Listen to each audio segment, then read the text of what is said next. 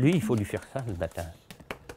C'est ce que j'avais dit à certaines personnes, quand tu rentres, tu le salues en lui tapant sur la tête. Alors maintenant, je vois que dès qu'ils arrivent, crac, faut bien s'amuser un peu. Pourquoi les sculptures? C'est souvenirs de voyage. Quand je reviens à Champagne, je fais mes tikis pour le voyage. Et chaque voyage, je faisais des trucs différents. D'ailleurs, c'est pour ça que les tikis, il y en a qui partent de la Nouvelle-Calédonie jusqu'à l'île de Pâques. Mais on ne peut pas charrier ça, et puis on ne peut pas les acheter non plus, parce que... Puis en avion, ils ne tolèrent pas beaucoup.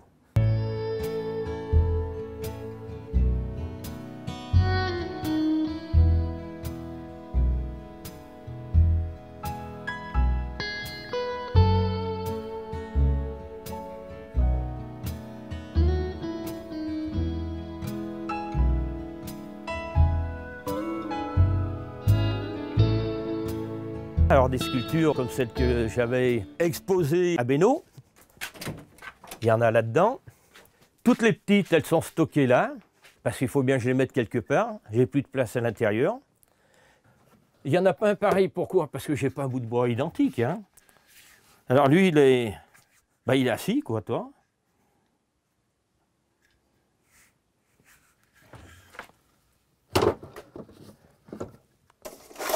Lui, il n'a pas de jambes. Parce que j'ai une tête plus grosse. Hein, l'île de Pâques, tu le reconnais facile. Hein. Toi, avec les... Et ça, c'est de l'os. Hein. C'est du tibia de bœuf. Je l'ai fait suivant les morceaux de bois que je reçois quand ils me livrent le bois pour le chauffage. Et puis on a des documentations, parce que quand on va dans un pays, on cherche un petit peu à droite et à gauche ce qu'il y a d'intéressant à voir. Alors, marchand de bois, il y a encore 15 ou 20 ans, livrait des morceaux de bois qui étaient bien ronds, mais maintenant, le chêne, ça ne va pas. Toi, ça, c'est du chêne, ça ne va pas du tout. Le frêne, ceux-là, ils vont aller très bien. Mais maintenant, ils les débitent tous. Je ne peux plus rien faire parce que j'ai plus de morceaux de bois qui correspondent pour faire une statue. Tu ne peux pas faire un truc dans un truc comme ça, regarde. Tu ne peux pas, c'est pas possible. Je travaille avec deux gouges et un maillet en bois, et puis plane, pour enlever l'écorce, préparer un petit peu, quoi, toi, parce que c'est irrégulier. Alors, avec la plane, je nettoie, ça me sert qu'à ça. Hein. Et après, la gouge, alors avec un bout de craie, je décide à peu près ce que je veux, et puis je pars. Je ne peux pas dire ce que je vais arriver à faire, parce que j'en sais rien, mais j'ai l'idée de ce que je vais faire. Et bon, en 2-3 jours, je fais un truc. Hein. Je fais un tiki, je fais le... Sauf les gros, parce que les gros sont lourds. Hein. Là, ils font 100 kilos. Hein. Il faut les charrier. Alors je les mets sur un espèce de bateau que je me suis fait. Voilà, puis je fais basculer ça dessus, puis tac, tac, tac, j'y vais. Ça fait mal, hein? Ouais. Mais bon, c'est ma manière de travailler. C'est simple, c'est inné, je sais pas. Tu prends un bout de craie, tu fais déjà la tête, et tu fais s'il est assis, couché, là, et tout.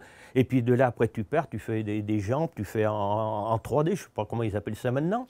Tu fais une grosse tête, des oreilles, un nez, ils ont le nez vachement évasé, en plus. Voilà, moi je suis ni sculpteur, ni absolument rien. Je fais parce que tout simplement envie de le faire.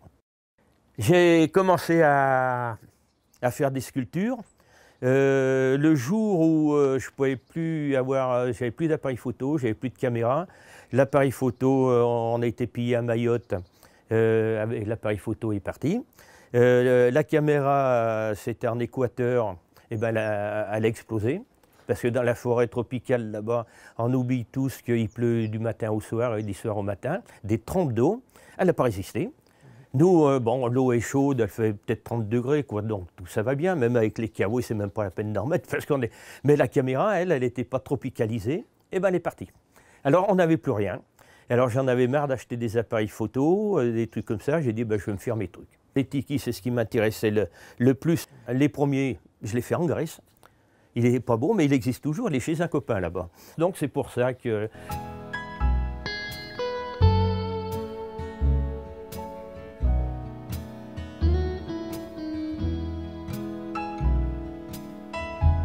Quand j'étais môme, mon père m'a foutu dans une école d'agriculture qui s'appelait Sibens. Et à Sibens, il y a Jean-Jacques Renaud, enfin les frères Renaud étaient à Sibens. Et c'est là où j'ai connu. Et mon pion, c'était Wimbert. Et Wimbert, le soir à l'étude, il faisait des tableaux. Et il y en a deux au Fort de Vèze où je suis dessus. Alors j'étais vachement fier. Et puis j'ai toujours aimé, bon, bah, un petit peu la peinture, les sculptures, j'aime bien les musées, j'aime bien visiter des lieux un peu d'archéologie, parce que j'ai fait pas mal d'archéologie aussi. Donc, ça me plaisait. Et donc, l'histoire de Wimbert m'avait toujours marqué. Et un jour, au Fort de Vèze, il y avait une rétrospective de Wimbert, je te parle il y a 30 ans, ça au moins facile. Il y avait une association qui se montait, c'était les Amis de Wimbert. Alors j'avais adhéré, j'y allais, il y avait des expos, et ça me plaisait de voir du Wimbert. Alors Wimbert, il y en a eu, bon, à Mairie de Villeurbanne, il y avait eu une magnifique expo aussi, où j'avais retrouvé des collègues de Sibins également. Et puis un jour, je me suis mis à faire comme eux, hein, à peindre, à sculpter, voilà, c'est venu comme ça. J'ai jamais rien suivi de spécial, pas de cours, rien du tout. Mon métier, moi, c'était d'abord, j'étais préparateur en pharmacie quand j'ai sorti de Sibins. Sibins, le temps de réagir un petit peu, de sortir de l'école, on m'a envoyé à l'armée. On m'a foutu à l'école de médecine à Marseille. Alors là, j'étais heureux. Et après, on m'a envoyé en Algérie, à la pharmacie, à Télérgmar. Télérgmar, c'était un bled à la frontière tunisienne, là-bas. Et j'ai fini, donc j'ai fait 24 ou 25 mois d'armée là-bas. Puis quand je suis rentré, il fallait gagner la croûte, hein, parce que moi l'agriculture, c'est pas mon truc. Hein, mais alors vraiment pas. Mon père, lui, il pensait que j'allais devenir régisseur de je sais pas quoi. Là. Il rêvait. Et je suis rentré donc dans un labo pharmaceutique là, à Lyon. Puis alors après, bon, j'en ai eu marre. Il y avait un chimiste de ce labo là-bas. Il avait été nommé directeur d'une boîte d'huile américaine, la Vèze. Il m'avait débauché, j'étais le voir là-bas, et puis au bout de 4 ans, la boîte, elle a fermé. Je suis rentré dans la métallurgie. Voilà. Et la métallurgie, je suis resté dans la première boîte 17-18 ans. Très bonne place. Puis après, j'en ai eu marre, parce que toujours pareil, les traitements thermiques, tout le merdier, c'est... Alors, je suis parti toujours dans la métallurgie, une autre branche des revêtements des métaux.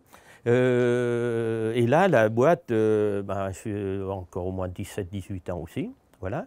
Et depuis 20 ans, je ne fais plus rien, je suis à la retraite. Et je suis heureux.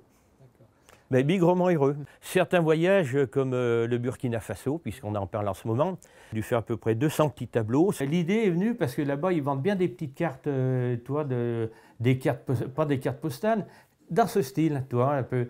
Alors j'ai dit, tiens, c'est pas mal comme truc. Alors moi, je me suis fait une potière là, qui est en train de faire des grosses cruches. Voilà. Une mosquée, parce que tu as énormément de mosquées, autant de mosquées que d'églises là-bas. Ça, c'est une mosquée qui était sur la route de Boromo. Comment ça s'appelle là-bas? Boromo, c'est ça. C'est joli comme bâtiment. Ça, c'est une église, avec un masque à lame en forme de clocher, en forme... ça a de la gueule, c'est bien, Une mosquée également, à Bobo di Lasso. Alors, tous les bouts de bois qui dépassent, là, c'est pour attraper les âmes. Voilà. Ah, c'est comme ça, parce que je me suis demandé, même les gens ne le savaient pas bien, et je me suis renseigné un petit peu où il fallait. On m'a dit, c'est pour accrocher les âmes. Ouais, sur son bourricot. Là, c'est quand... parce qu'à Bouzoulé, Bazoulé, moi je dis toujours Bouzoulé, on allait sur les crocodiles, on a tiré les crocodiles par la queue pour les sortir de l'eau, puis on montait dessus. Ah on a des films et des photos, hein. Alors j'ai dit, attends, il faut quand même mettre au point le truc. Bon, les petits danseurs, les griots, ils sont jolis les petits griots. Les dessins, je les fais ici, et c'est l'hiver, je fais ça, parce que l'hiver, tu ne peux pas faire grand-chose. Alors, je fais mes petits dessins, j'ai des idées, dans le style du Burkina. Balancer ses filets, voilà, avec les bols de riz. Les maquettes, c'est joli une maquette. Hop. Il est temps qu'il n'est pas sorti du port, lui.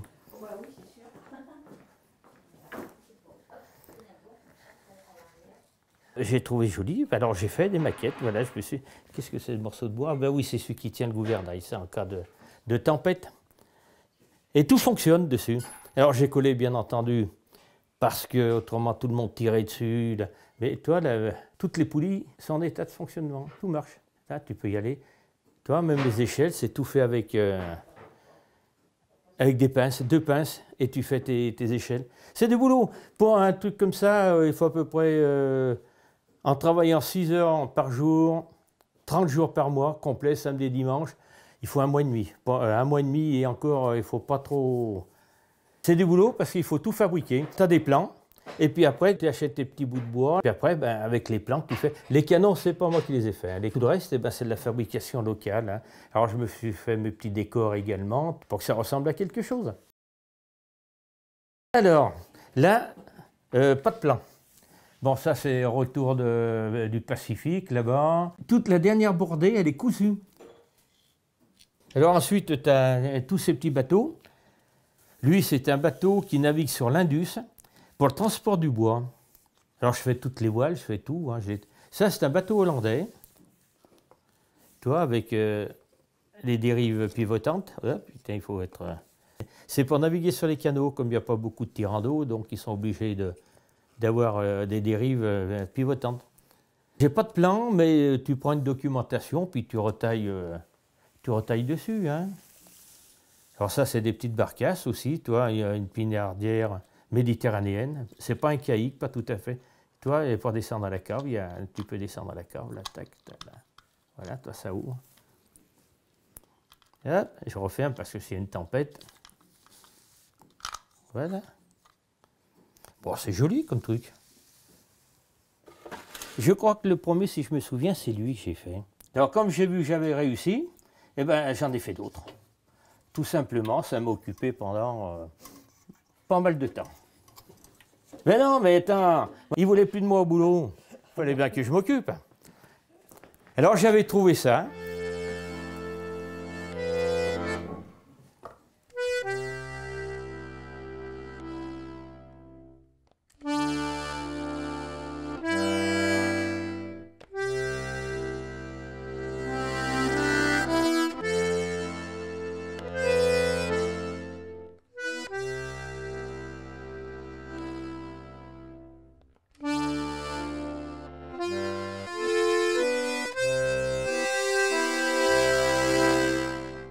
La peinture, c'était comme les sculptures, pareil.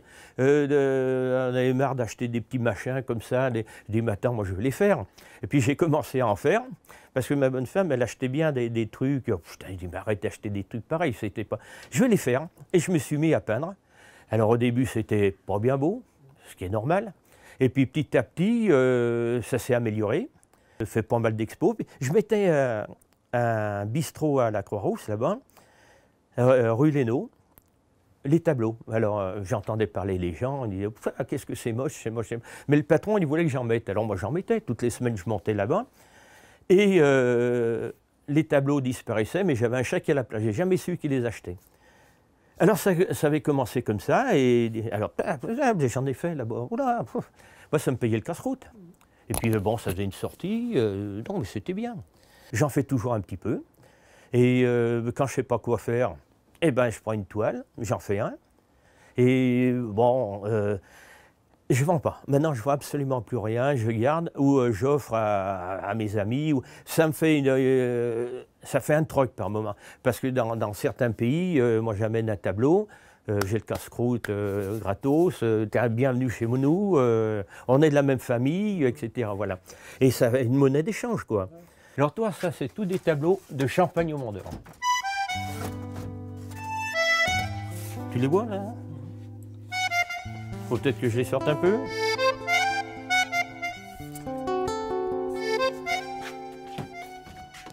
Ça, j'avais pris des crobards, et puis ici j'avais fait. Puis comme je passe tous les jours devant, c'est facile de rectifier. Hein. Voilà, toujours les magasins de champagne. Ouais. Là, c'était le bistrot du vieux soldat. Le vieux soldat, il avait fait la campagne avec Napoléon. Et avec les rangs qu'il avait gagnés, il avait acheté ce bistrot. Puis ça a été vendu, revendu, archi-vendu, etc., etc. Alors ça, bon, il y en a... J'ai plus l'église parce qu'elle est partie en Espagne. Boucherie, ça c'était à l'angle de la place. Tu avais la boucherie. Tu avais l'opticien, et là c'était son estanco où il préparait la viande et tout. Maintenant il y a un grand immeuble là. Toi tu avais BSC qui était là-haut à l'époque. Il n'y a pas de date là. 95.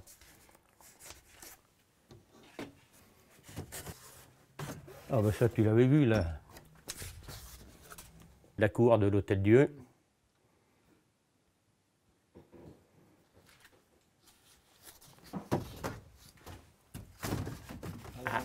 Ah, ça c'est la cour des Borasses. Bah, c'est connu ça.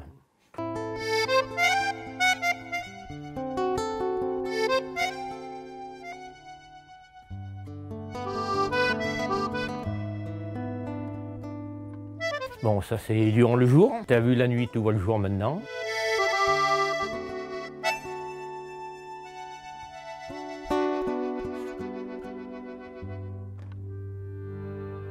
Alors ceux-là, j'en ai fait une série comme ça, dans ce style. Toi, vachement en noir. Les autres, c'est mon gun qui les a piqués, hein, sont chez lui. C'est une période où j'avais fait toute la famille dans ce style. Alors toi, le gun, sa femme, 3 mouflets, d'ailleurs avec tous leurs prénoms. Les flamboyants. Un flamboyant, j'en ai fait différents, toi, regarde. Ça, c'est différent de l'autre, pourtant c'est un flamboyant. Alors ça, c'est l'Équateur. Toi, c'était les Indiennes, la misère indienne.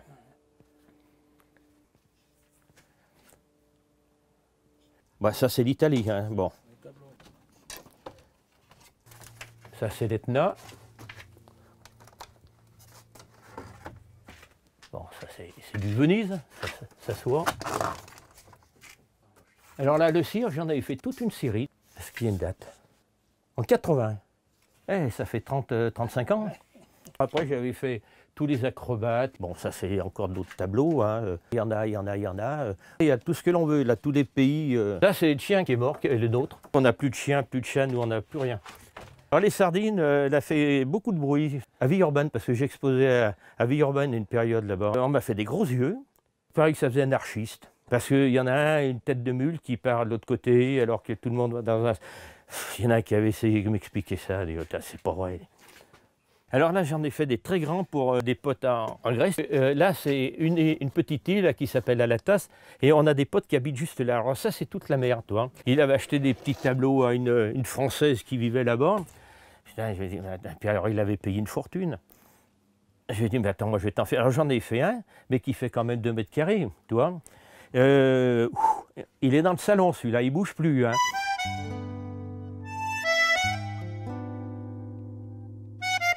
Alors, je pars. Tu vois, je me casse pas la tête, hein.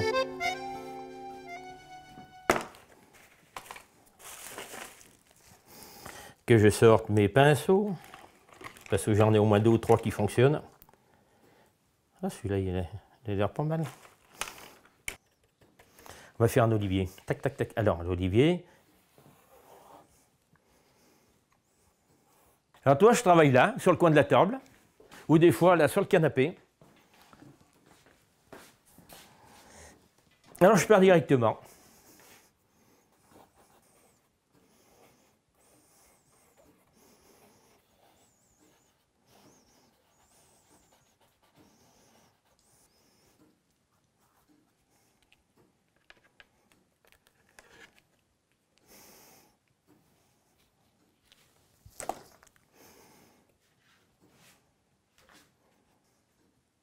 Voilà, je travaille en musique, ou je travaille assis, ou au soleil, ou à l'ombre, ou suivant le moment, quoi, voilà. Aucune importance de ça, parce que comme de toute manière, je ne sais pas peindre. Hein, alors, c'est pas mon problème. Moi, j'arrive à faire des petits trucs, bon, qui sont pas moches, mais c'est pas... voilà. Mais là, quand il finit, c'est pas moche, en plus. On va peut-être changer de pinceau, parce que lui, il est un peu léger. On va prendre lui.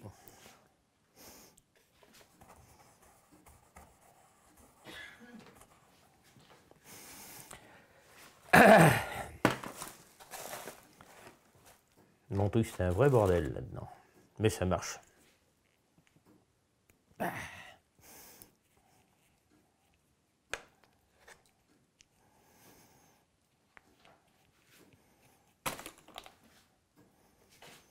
Je peins ce que je vois dans ma tête, mais je ne vais pas sur un site pour avoir une image. Non, je fais, moi, mes peintures, je les fais en direct. sans rien, comme ça, je pars, et puis il faut que ça marche. La peinture, il faut qu'elle vienne, je ne sais pas si c'est inné, si c'est tout ce que l'on veut, enfin j'en sais rien, mais il faut qu'elle arrive, qu'elle éclabousse la toile, voilà. Si ça ne va pas, ben, j'efface, puis je recommence. J'attends que ça sèche un petit peu. Des fois, j'y vais à la ponceuse. Ben oui, quand c'est un peu trop sec. Alors là, Olivier, c'est tout décortiqué, c'est plein de nœuds, c'est plein de trous, c'est tout ce qu'on veut. Mais c'est tellement beau.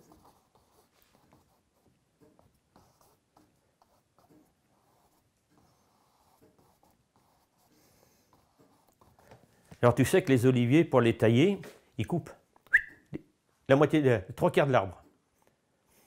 Alors tu es étonné parce que tu vois des grands troncs comme ça, mais ils sont coupés et tu vois que des oliviers qui font 1,50 m de diamètre, hein, pas le... Ah ouais, il faut tailler complètement. Et 2 ans après, ben, tu as les oliviers qui reviennent. Alors ça surprend, mais c'est comme ça. Tu vois, la grosse coupe, là, là, tu vas avoir des petites coupes. Allez, je vais faire une petite coupe, voilà, toi. Là, il a été coupé comme ça. Puis on va faire...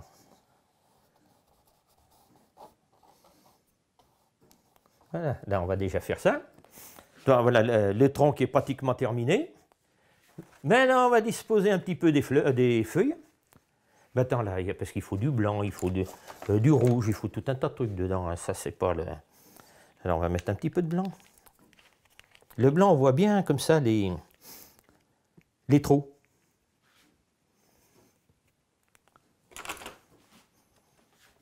Toutes les couleurs vont se marier dans la nuit, là.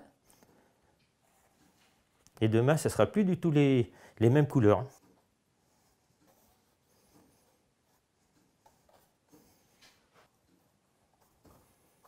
L'olivier, je le vois au moment où j'ai le pinceau dans la main. Avant, oui, les oliviers, je les ai regardés sur toutes les coutures. Et puis bon, quand il y en a...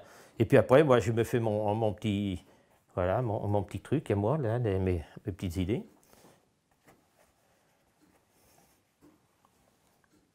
Voilà, un petit peu de blanc. Et demain, ça ne sera pas blanc du tout. Ma peinture, si au bout de 2 jours, elle ne donne rien, pour moi, c'est foutu. J'enlève tout, je racle et je refais autre chose à la place. Voilà, on va laisser comme ça aujourd'hui. Je vais faire quand même quelques petites feuilles, pour te faire voir comment on fait des feuilles, tout simplement. Alors, je pars là, je fais un pétoncule, et puis j'en fais 3 comme ça, tac, toi. Alors qu'il y en a 5 sur un olivier, je crois. Voilà. Alors, toi, je fais mes... Tac.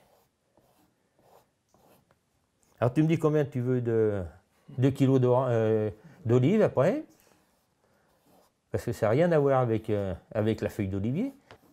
Autrement, je prends un appareil photo, puis je photographie, j'ai un résultat qui est bon. Oui, c'est vrai, c'est bon, mais c'est pas mon truc. Moi, j'aime ma peinture à moi, j'aime.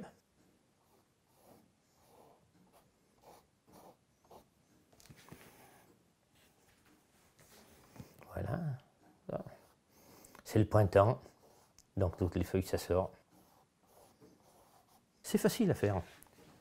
T'as vu comme elles sont foutues, mes feuilles? Alors, on a déjà ça.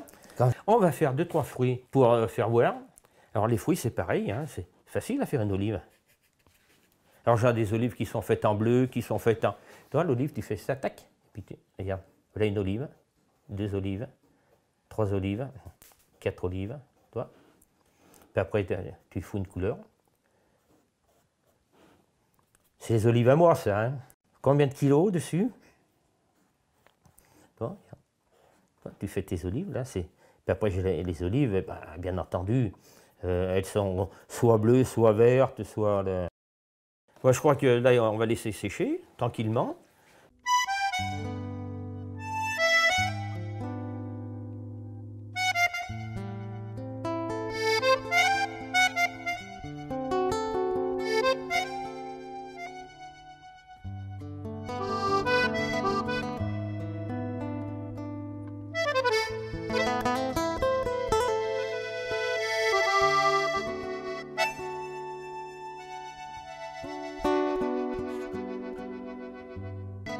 Les oliviers, j'ai pas assez de pognon pour m'acheter des oliviers, des vrais, alors je m'en fais en tableau. J'en ai Et puis alors là-bas, en Grèce, il doit y avoir au moins 50 oliviers qui se trimballent dans les bistrots de notre région. Parle-nous de la Grèce. Pourquoi la Grèce? Pourquoi la Grèce? Parce que ça fait une trentaine d'années que l'on va se promener en Grèce. La première, parce que j'avais un frangin qui venait avec nous en Espagne, puis un jour il a abandonné l'Espagne, et alors il était parti en Grèce. Et puis la deuxième année, il nous a dit, tu sais, tu devrais venir en Grèce, c'est nettement mieux, c'est bien. Donc ça fait une trentaine d'années, 3-4 fois dans l'année, on descend en Grèce parce qu'on a un petit truc là-bas au bord de l'eau. On est comme les calanques de Cassis, pareil, un petit cabanon. Voilà. Alors on a des gens qui viennent nous voir, on mange bien, on boit bien, on s'amuse bien, il fait beau. La mer est chaude, et plus ça va aller, plus on va y rester longtemps.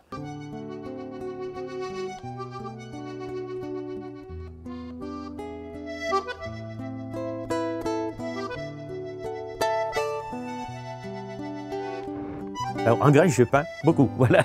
Parce qu'au lieu de faire la sieste, eh ben, je prends les pinceaux, puis alors j'ai des tableaux qui sèchent de partout. Alors les potes quand ils viennent, ils disent oh mais celui-là je l'aime bien, j'ai tout compris quoi, voilà. Et ben voilà, ça fait des apéros. Ouais, ouais. Ben oui.